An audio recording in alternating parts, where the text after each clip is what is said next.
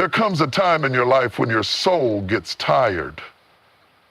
Not from work, not from stress, but from explaining. Explaining why you walked away. Explaining why you changed. Explaining why you're not the same version of you that people once got used to. You keep using your energy to justify your healing, but what you really need to do is go silent. Because healing doesn't need a microphone. Healing doesn't need applause. Healing doesn't ask for permission. It happens in the quiet, in the still, in the secret chambers of surrender. And the longer you keep defending who you're becoming to people who are attached to who you were, the longer you delay your deliverance. There is nothing wrong with you for choosing silence. Silence isn't weakness. Silence is strategy. Silence is strength wrapped in wisdom. You don't have to announce your transformation. When a seed breaks through the soil, it doesn't apologize for growing in a new direction, neither should you. Stop explaining why you don't pick up the phone anymore. Stop explaining why you're guarding your peace. Stop explaining why their chaos can no longer live in your atmosphere. Sometimes your elevation requires isolation. And isolation is not punishment, it is preparation. It is God's way of saying, let me do this work in you without the distraction. People will misunderstand you. Let them. They will mislabel your silence as arrogance. Let them. They will say, you've changed, and they're right. You've grown. You've evolved. You've shed the skin of survival, and now you're stepping into the soil of purpose.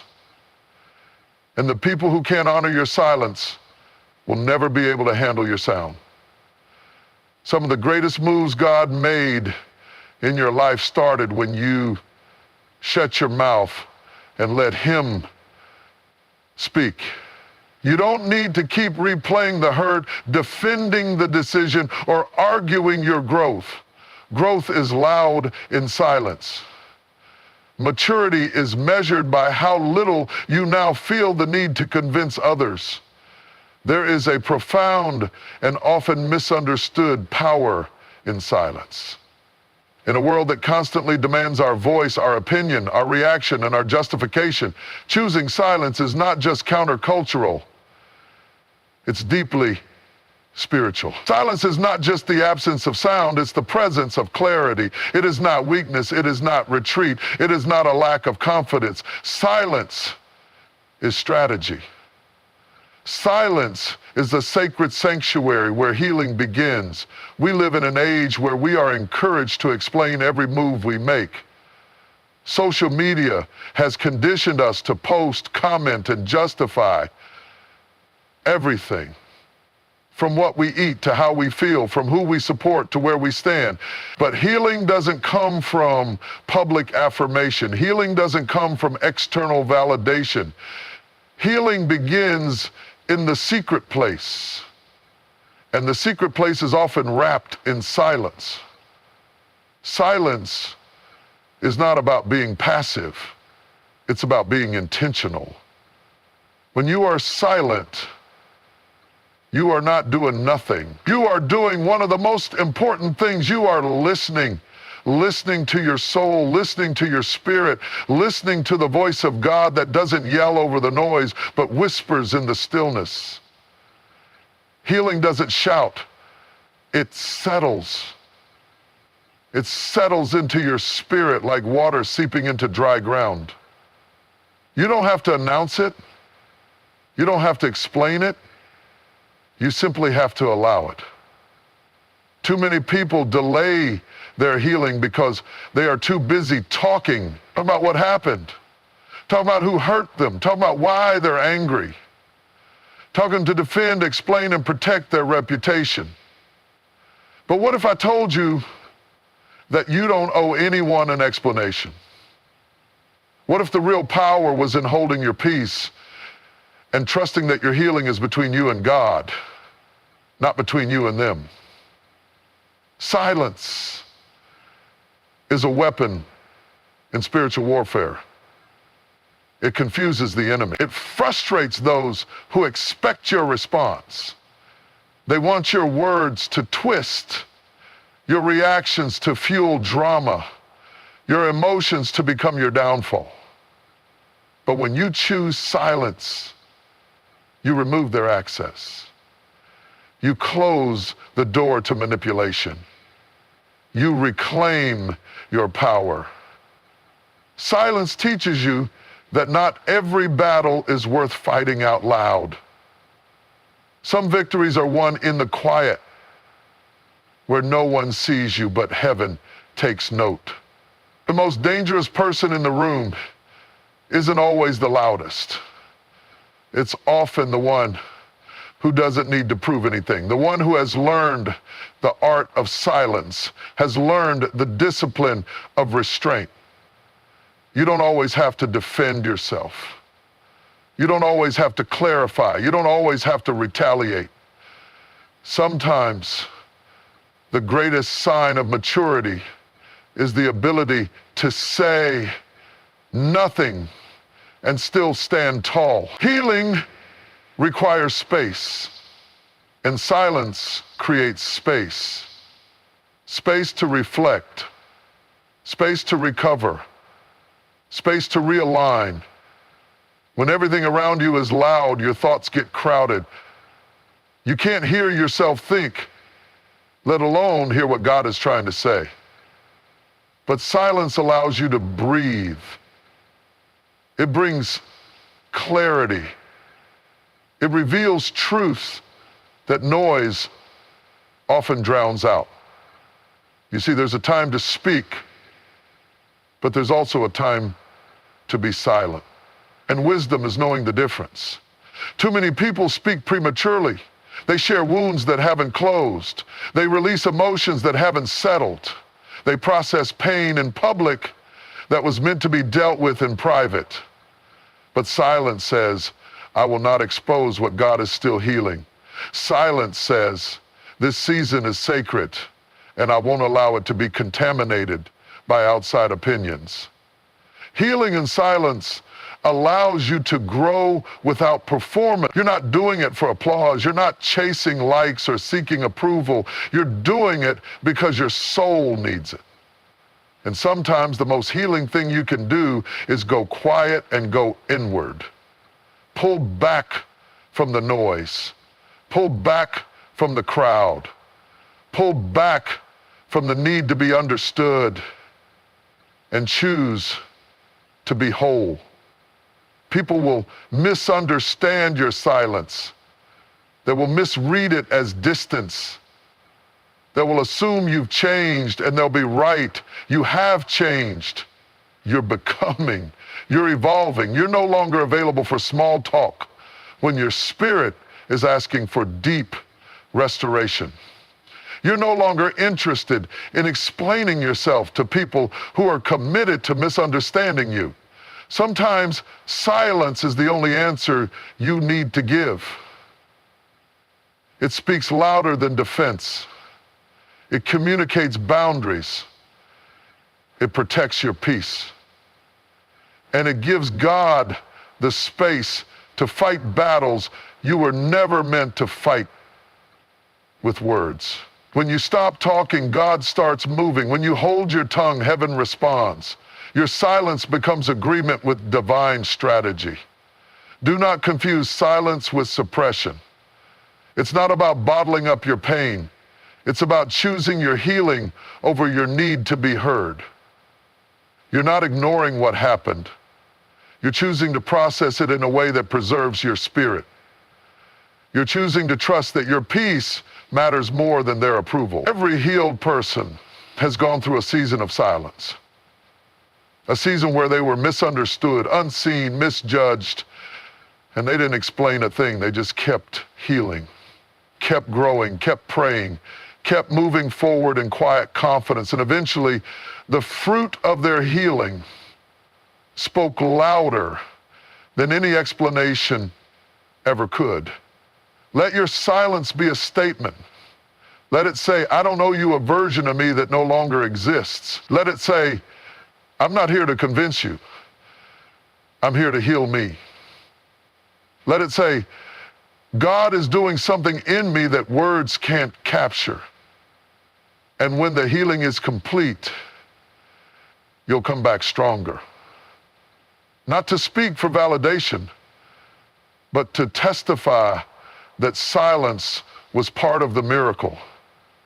Because healing begins when you choose silence. It begins when you stop giving your pain a microphone and start giving your spirit a moment. The world doesn't need to hear your side. Let them talk. Let them guess. Let them wonder. You've got bigger things to do than explain. You've got a soul to mend, a future to step into, a calling to fulfill. There's a truth about growth that most people don't want to hear. It doesn't come in crowds. It doesn't come with applause. It doesn't come while you're surrounded by noise and constant attention. Real growth, true, deep, soul-level elevation often begins in one of the hardest and most misunderstood places: isolation. It's not a punishment. It's a process. It's not abandonment. It's alignment. It's progress. It's a constant movement. You want more? You want more? When life pulls you away from people, places, patterns, and even platforms, it may feel like rejection, but it's actually redirection. Because sometimes the only way to hear God clearly is to be removed from the very things that were feeding your distractions. You think you've been forgotten, but you've really been set apart. Isolation doesn't mean you're alone without purpose. It means you've been chosen for preparation. You've been separated for something that requires your full attention, your undivided heart, your complete surrender. See, elevation is not just a destination, it's a transformation. And transformations don't happen in front of the crowd. They happen in the cave, in the wilderness, in the quiet places where no one is watching and no one is clapping. We often ask God to take us higher. We pray for elevation, influence, breakthrough, and blessing. But we don't always understand the price of going higher. The higher you go, the thinner the air becomes. The more you elevate, the more you must release. You can't take everyone with you. You can't take old mindsets with you. You can't carry past wounds, toxic relationships, or dead weight into a new dimension. That's why isolation comes before elevation. Because God is doing spiritual pruning. He's cutting off what can't survive in the next level. And if you don't go through isolation, you'll try to elevate with baggage that will weigh you down and eventually cause you to fall. That isolation is your divine safeguard. It's your training ground. It's where God builds the version of you that can handle what you ask for. When you're isolated, it's tempting to feel like something is wrong. You scroll through social media and see everyone connected, laughing, winning, and visible. Meanwhile, you're in the background, quiet, hidden. You may even feel forgotten, but you're not forgotten. You're being formed. God hides what he values. Diamonds are formed in darkness. Seeds break open in the soil. Arrows are pulled back before they launched forward. That hidden place you're in is not a grave. It's a garden. It's not your ending. It's your preparation. You're not being buried. You're being planted, and in due season you will bloom. But only after the isolation does its work. Only after the silence teaches you to hear. Only after you learn to be anchored in identity instead of applause. Some of the most powerful moments in your life will not be the ones you post. They will be the moments when God stripped everything away and set you down, not to punish you, but to position you. Isolation forces you to confront the version of yourself you've been hiding behind people, noise, and busyness. It brings you face to face with your character, your wounds, your habits, your fears. You can't elevate if you're still trying to perform. You can't elevate if you're addicted to being seen. You can't elevate if you're afraid to be still. So God, in His mercy, pulls you away, not to crush you, but to cleanse you, not to harm you, but to heal you. He wants you to elevate from a solid place. He wants you to go higher without falling under the weight of what you haven't yet surrendered. Look at anyone who has been elevated with purpose, and you'll find a season of isolation behind the scenes. Every major shift in destiny is preceded by a hidden season. Moses had the desert. Joseph had the prison. David had the cave. Jesus had the wilderness. These weren't places of punishment. These were places of preparation. And when you understand that, you stop resisting isolation and you start embracing it. It's in the isolation that you hear your calling louder. It's in the isolation that you learn to stand when no one is clapping. It's in the isolation that your roots go deep so your fruit can last. Don't despise the season that stripped you, because it's the same season that will strengthen you. The quiet is not a delay, it's a setup. Elevation without isolation leads to confusion. If you haven't discovered who you are in the quiet, the crowd will define you in the noise. If you haven't been tested in the dark, the light will expose your cracks. God isolates you not to punish you, but to protect your purpose. He slows you down so your soul can catch up. He removes you from the crowd so you can stop performing and start becoming. You don't have to be afraid of this season. You don't have to explain it to everyone. Some people won't understand why you've gone silent, why you've disconnected, why you've stepped back. That's okay. They weren't assigned to this part of your journey. Everyone can celebrate your elevation, but not everyone can handle your isolation. Don't be surprised if the people you expected to walk with you can't endure the quiet with you. It's not about them. It's about what God is doing in you. And when the time is right, you'll come out of this season not just elevated, but equipped. Not just visible, but vision. Not just successful, but spiritually stable. And it will all make sense. So if you find yourself in isolation right now, don't rush the process. Don't force visibility. Don't beg to be seen. Embrace the silence. Lean into the stillness. Ask the hard questions. Sit with the real you. Allow God to refine what the world can't touch. Let Him remove what doesn't belong on the next level. There's a season in every person's life when the shift begins. A season where who you were no longer fits who you're becoming. It's not always loud. It's not always public. Sometimes it begins with discomfort, a quiet restlessness, a divine disruption.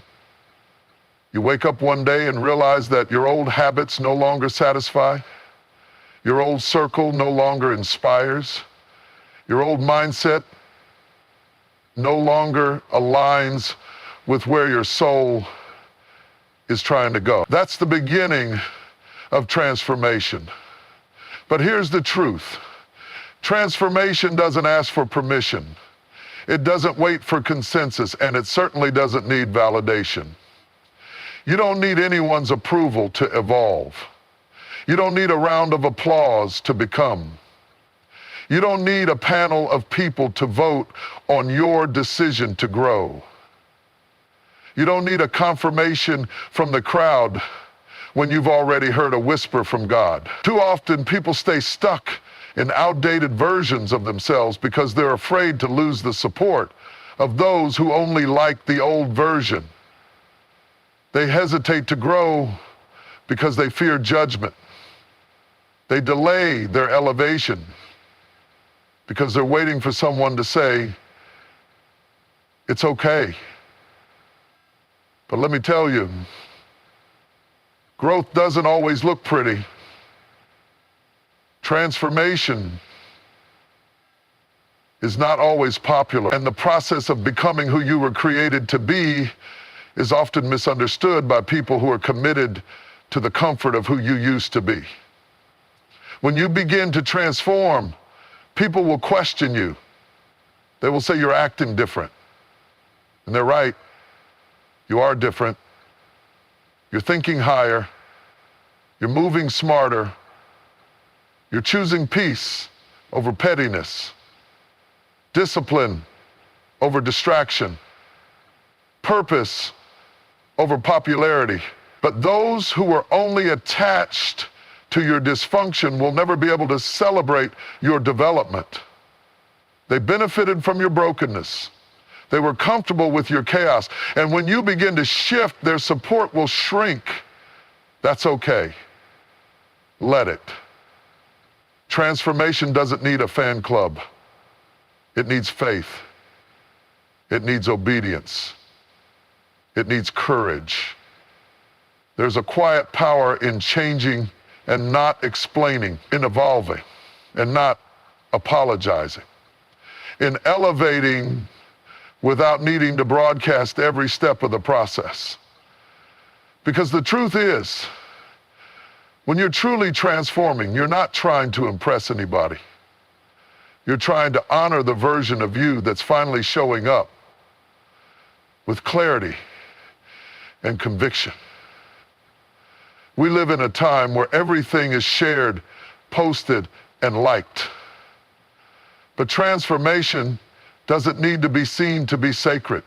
It happens in silence. It happens in solitude. It happens when no one is clapping and no one is watching. It's not for social media. It's not for validation. It's for your calling. It's for your assignment. It's for the healing that your future self is begging you to pursue.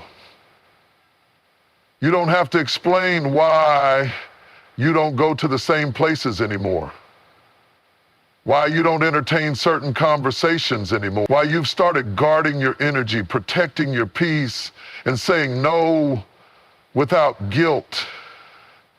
You don't owe anyone an explanation for choosing yourself after years of self-abandonment. You don't owe them a breakdown of your new boundaries. Some things are better left unspoken, because transformation proves itself over time. When a caterpillar becomes a butterfly, it doesn't return to explain itself to the other caterpillars. It flies, it lives, it fulfills its purpose. It doesn't waste time convincing others that its wings are real. In the same way, you don't have to convince anyone that your growth is genuine. Let your fruit speak. Let your peace speak. Let your elevation speak. Validation is a trap. It keeps you performing for approval. It keeps you addicted to opinions. It keeps you tied to people who were never meant to walk with you into your next season. And the longer you wait for validation, the more power you give away. The moment you realize you don't need it is the moment you become free. Free to grow without guilt. Free to walk away without explaining. Free to rise without shrinking.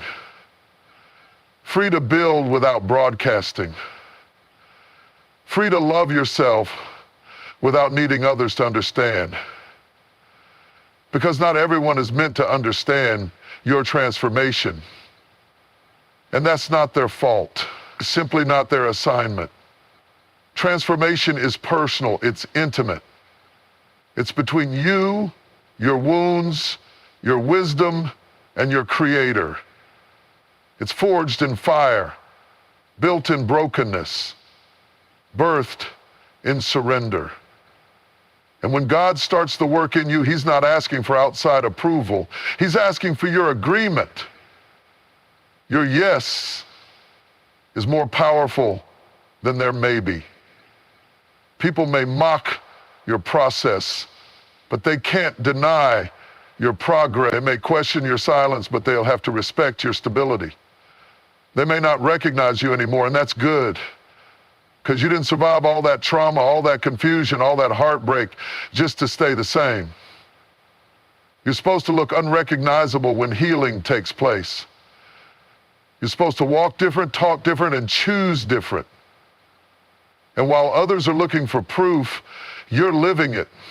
You're walking evidence of grace. You are the testimony. Your peace is the loudest message. Your joy is the loudest sermon. You don't need to talk about it. You are it. So stop shrinking to make others comfortable. Stop waiting to be validated before you evolve. Stop explaining your transformation to people who were never meant to understand your vision. You are not who you used to be, and that's a good thing. You are shedding layers, breaking patterns, disrupting cycles. And if that makes people uncomfortable, let them adjust or move aside. You don't need permission to grow. You don't need applause to keep going. You don't need validation to become. You simply need to keep walking in truth. Keep obeying the still, small voice inside. Keep choosing you over and over again, even when it's lonely, even when it's silent, even when it's hard. Because in the end, transformation that needs validation isn't real change, it's performance. And you weren't made to perform, you were made to evolve, to grow, to heal, to rise, to break generational chains, to stand in power and purpose. And that kind of transformation is too sacred to be explained. It's too holy to be voted on. It's too divine to be voted down for the comfort of others. There's a point in life when you learn that not everything requires a response. Not every accusation deserves an answer. Not every situation needs your commentary. Some things are better handled not with your voice, but with your peace. In a world addicted to noise, silence is often mistaken for weakness. But silence wrapped in peace, that's strength beyond understanding. When your heart is at peace, you don't have to fight for position. When your mind is settled, you don't have to prove a point. When your soul is anchored, you don't need the last word. Peace will speak for you. Peace is not passive. Peace is power under control. Peace doesn't mean you agree with injustice, tolerate abuse, or ignore reality.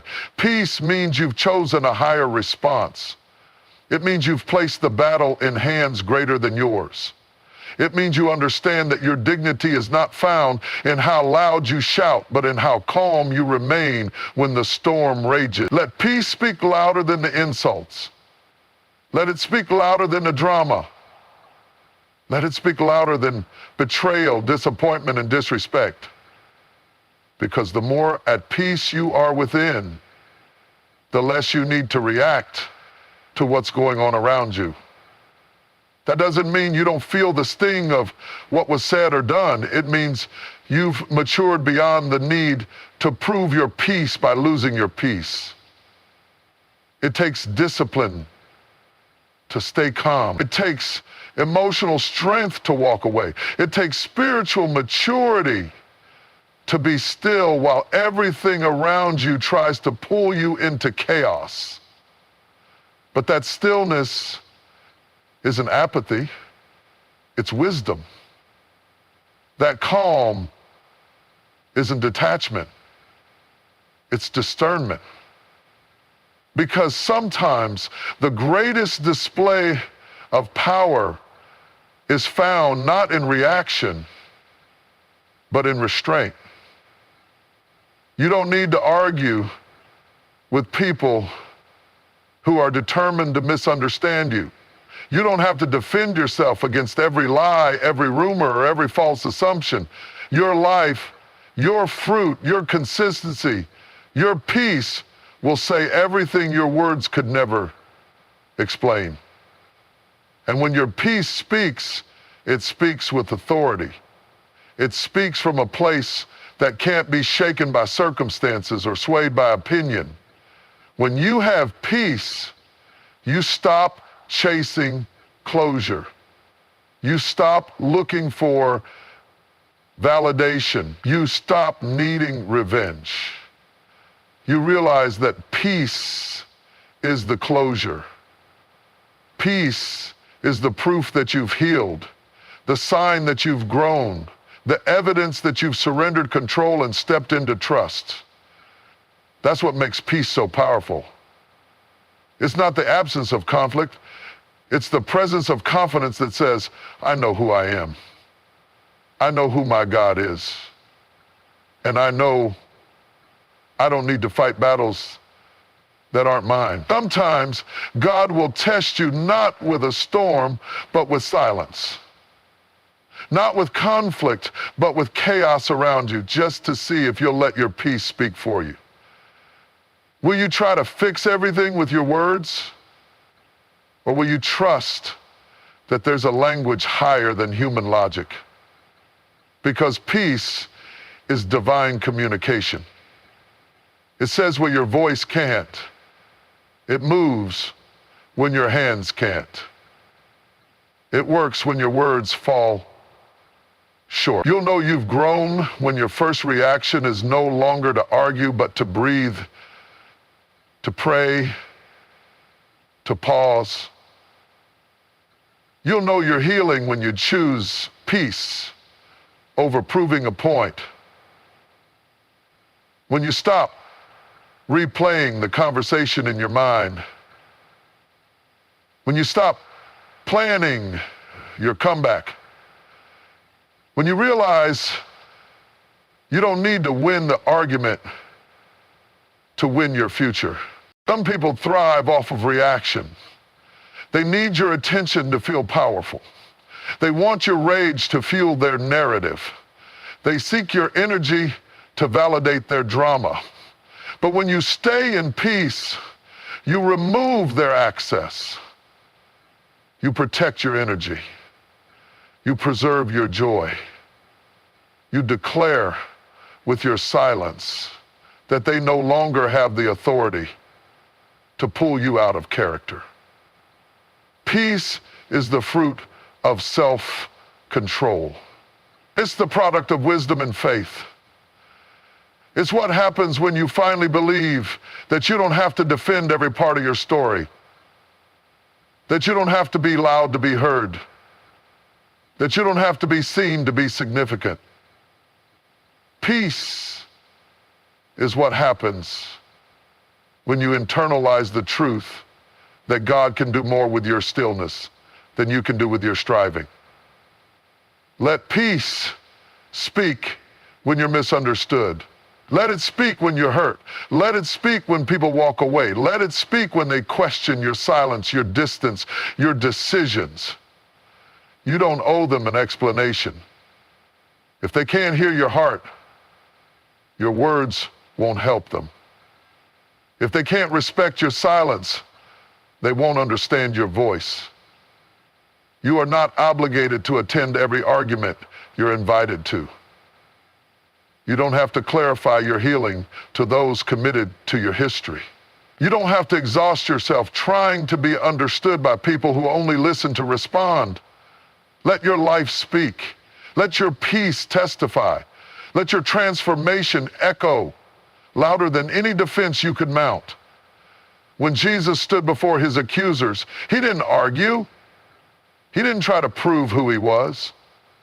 He stood in silence, not because he didn't have the words, but because he was the Word. His peace was his posture. His silence was his power. And that same spirit rests on you. You don't have to shout to be anointed. You don't have to clap back to be victorious. You're stepping into a season where your peace is your platform, where your quiet confidence is your announcement, where your joy, your stability, your stillness will turn heads more than your words ever could. And when people ask, why aren't you saying anything? Tell them this, because my peace is saying everything. Let peace speak for the places you've healed. Let it speak for the battles you've overcome. Let it speak for the wisdom you've gained. Let it speak for the time you've spent in the presence of God, learning not how to shout louder, but how to stand stronger. Because peace doesn't need an audience. Peace is the evidence that the storm didn't break you. It may have shaken you, but you stayed rooted. You stayed planted. And now, as the winds die down and the dust settles, you're still here. Not bitter, not broken, not bruised, but peaceful.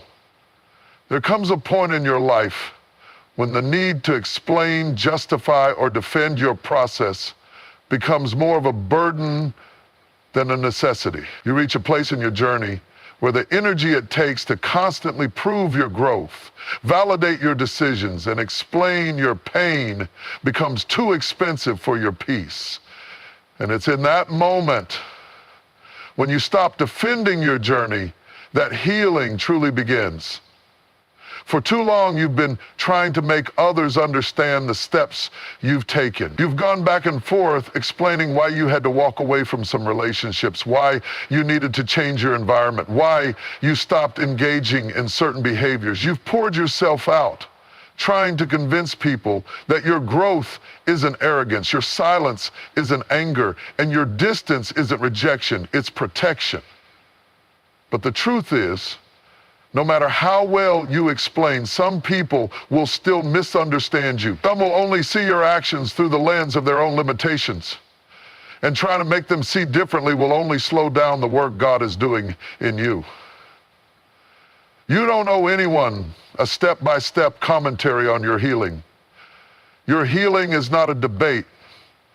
Your growth is not a group project. Your journey is personal and sacred, and often misunderstood by those who never had to fight the battles you fought. So why continue giving explanations to people who were never there for your breaking? If they weren't present for the pain, they don't get to judge the process. When you stop defending your journey, you stop bleeding for those who can't appreciate your scars. You stop diminishing your healing just to prove they exist. You stop diminishing your healing just to make others comfortable with your progress.